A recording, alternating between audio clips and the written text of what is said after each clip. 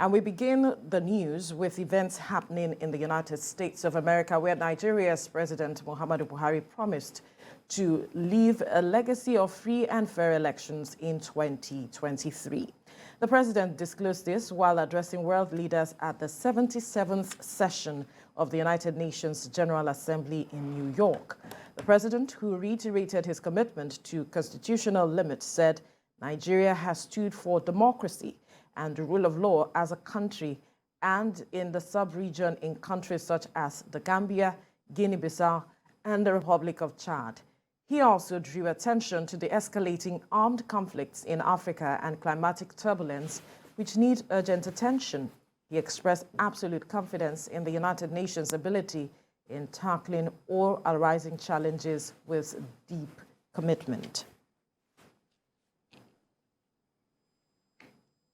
I remain firmly convinced that the challenges that have come so sharply into focus in recent years and months emphasize the call by Nigeria and many other member states for the reform of the Security Council and other United Nations agencies. We need more effective and representative structure to meet today's demands.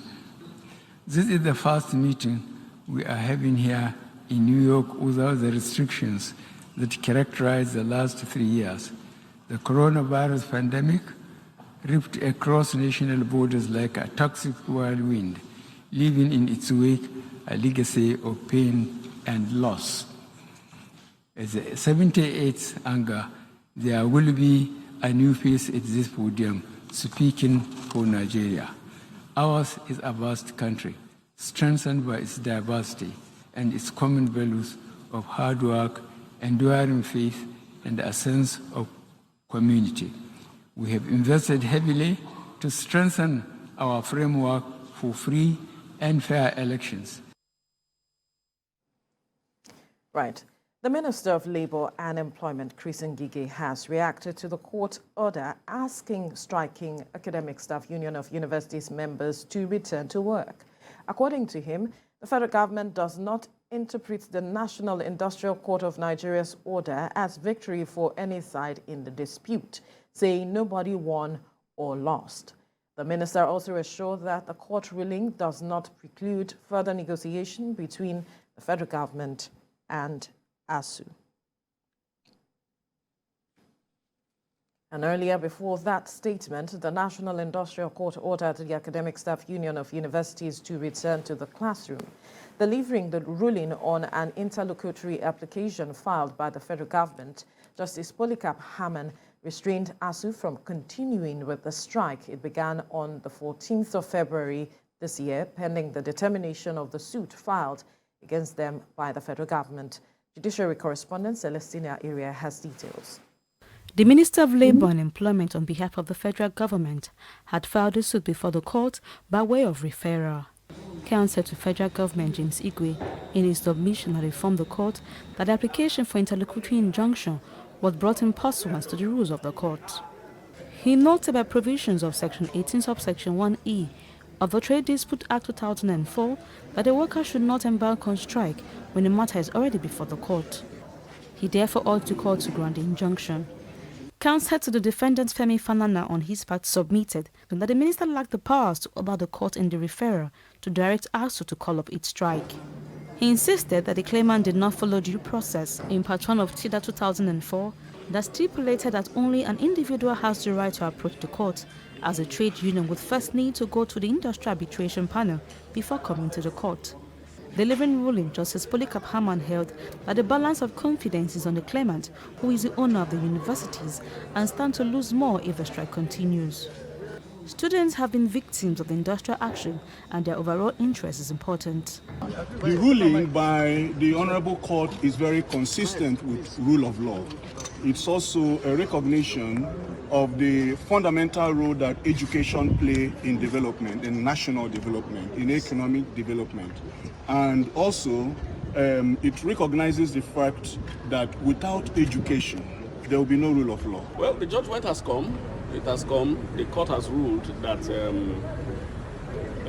members of ASUU are restrained from continuing the strike action and that they should return back to the classrooms pending the determination of the substantive suit. As per the next action, there are quite a number of options open to. Reacting to this judgment, Pro-Chancellor and Chairman Governing Council University of Abuja said lecturers should not be forced back to the classroom. And court orders and fiat instructions or directives do not solve a crisis. What you need to do is to settle down and dialogue more. And I believe ASUU is prepared to concede in more. Federal government is also, Mr. President did say he is going to consult more and get back to the Committee of Pro-Chancellors. Justice Herman, who is a vacation judge, ordered that the case file be returned to the President of the Industrial Court for reassignment to another judge. Celestina Iria, TVC News, Abuja. Talking politics now. The cracks in the opposition People's Democratic Party appears to be getting deeper by the day.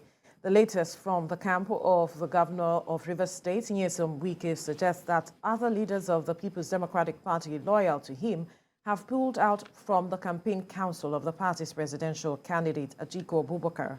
This decision was made after a 7-hour closed-door meeting at Governor Wike's private residence in Port Harcourt, where they vowed to boycott all campaign activities in the build-up to the 2023 presidential elections until Senator Iyorchia Ayu resigns as the national chairman of the party to pave the way for a southerner. This comes barely 24 hours after the Independent National Electoral Commission published the final list of candidates for national elections in the presidential, senatorial, and federal constituencies. We hope that the powers that be will listen to the voice of reason and do the needful. For the national chairman, Senator Iyorchia Ayu, to go and embrace Tambuwal, calling him the hero of the convention, which means there was a private arrangement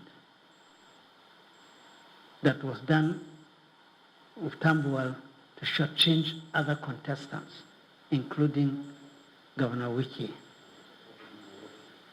And here was a referee who now helped one of the sides to score a goal and then blew the whistle that a goal has been scored.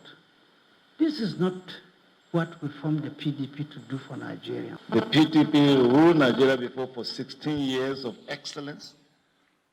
We are desirous that such kind of excellent governance comes back to this country.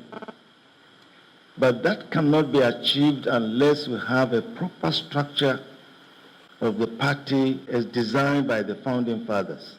If we want to restructure Nigeria, we should have the courage to restructure our party.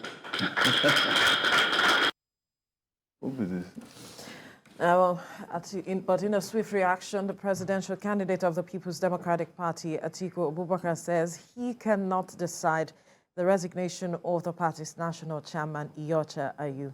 The former vice president, in a statement, insisted that the decision for Senator Ayu to resign from office is personal, and neither he nor anyone else can make that decision for him.